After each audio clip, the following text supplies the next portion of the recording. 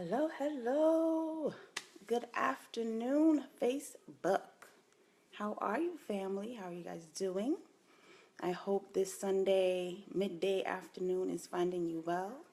I hope those who have been affected by Hurricane Matthew or are still currently being affected by Hurricane Matthew, you guys are safe.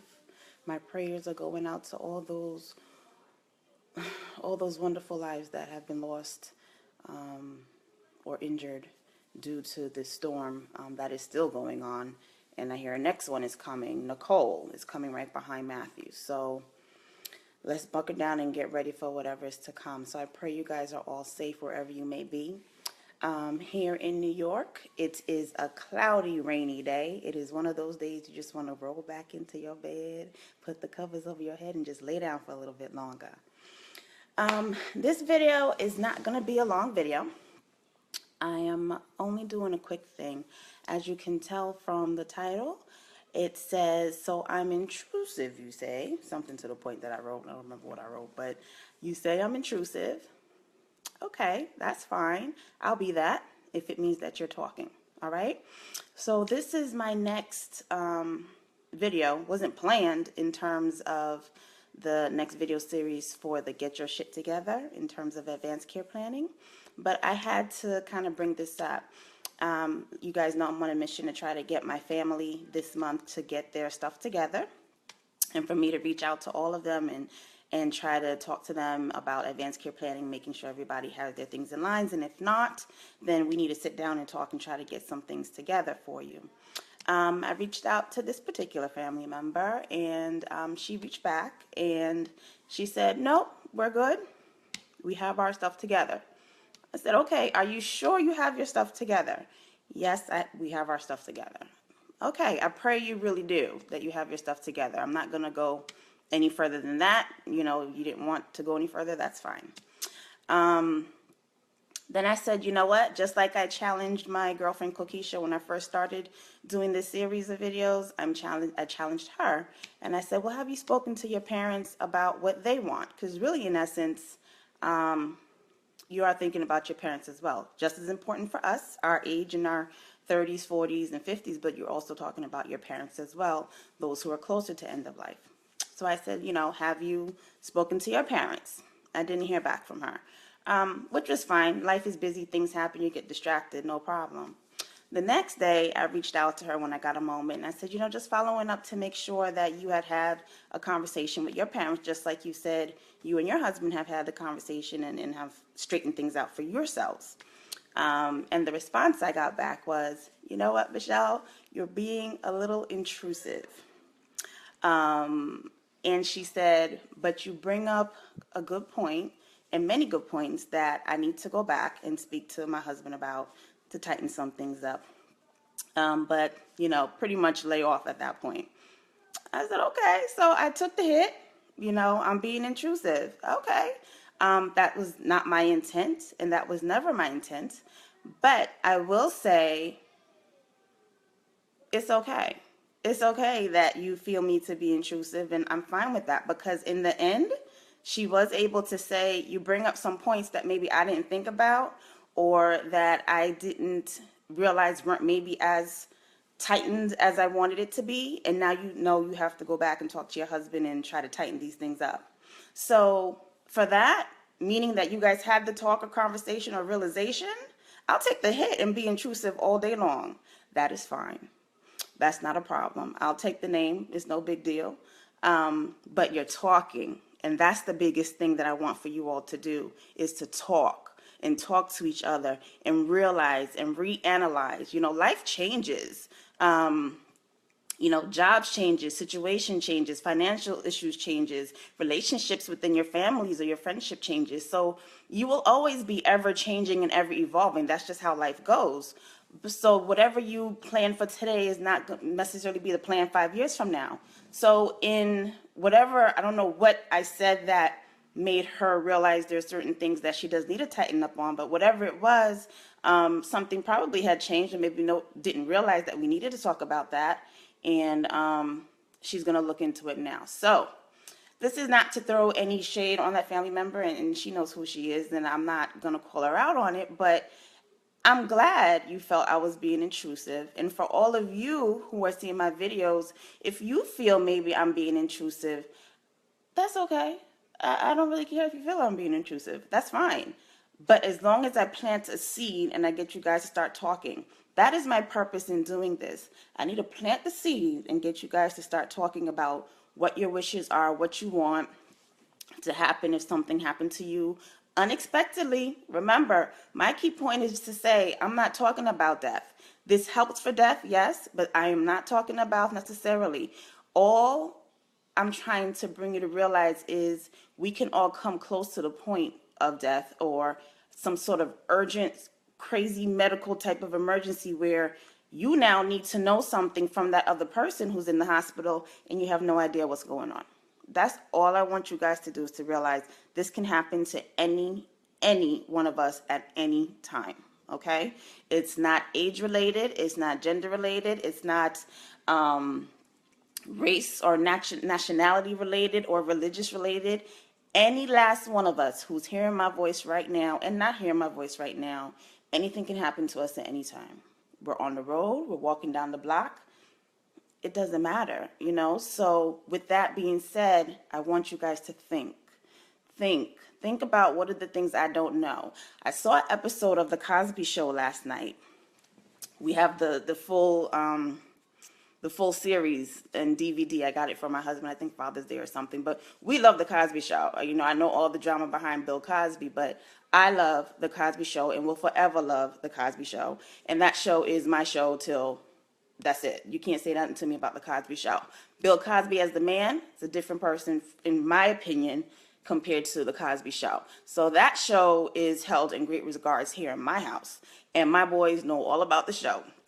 So, excuse me. One holiday, I decided to get the whole series set for my husband. So at dinner time, we sit at the table and we watch one episode of The Cosby Show. I think we're on like season 3 or something. Anyway, this particular episode that we saw last night, I almost threw my plate down because it was so related to what I've been talking about. And I have to go now and try to find the clip on YouTube, or if not, then go back and find the episode that I watched yesterday and tape it with my phone because it was that serious. And on the clip, I don't know if you guys remember the episode where Theo and Cockroach were going to shave their heads to be in some part of a rock video or something like that. And Cockroach shaved his head, but Theo didn't. You know, Cockroach got to him in time before he needed to shave his head. Hilarious episode. The kids were cracking up. But that's not the part of the episode that was related to what I'm talking about now. On the separate side of the show, in the same episode, Claire and Cliff were going out to dinner with some friends who were coming into town. During this dinner, they found out that one of their friends, the friend who was there, the husband, in the last 6 months had a heart attack and had a quadruple bypass. Sound familiar? Did that sound familiar? Okay, for those who don't realize the connection, for me, it was personal and familiar to me because my mom had a heart attack last year, August, and had a quadruple bypass. Earlier this year, she had her bypass, okay? So that hit home to me.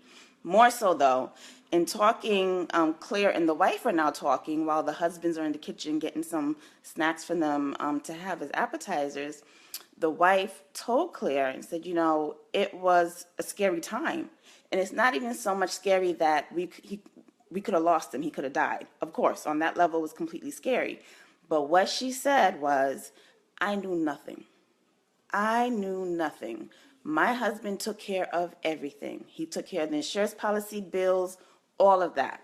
So when he was going through his heart attack and everything and being hospitalized, I think in the episode he was hospitalized for a month or something like that. She did not know what to do. She didn't know where things were. She didn't know.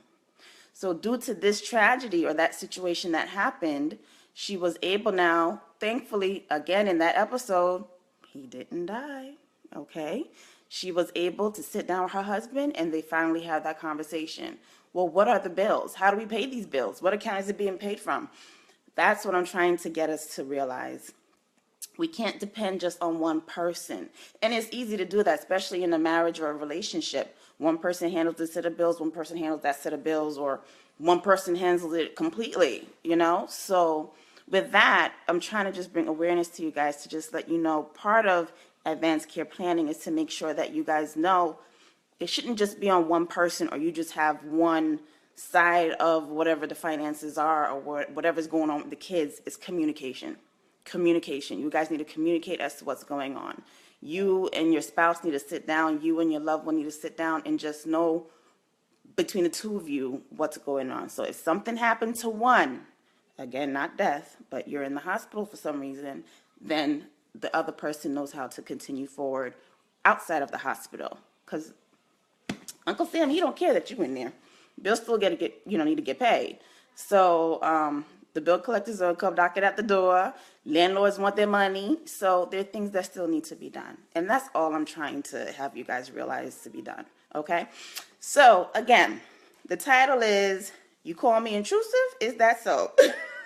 Something like that I wrote. I don't know.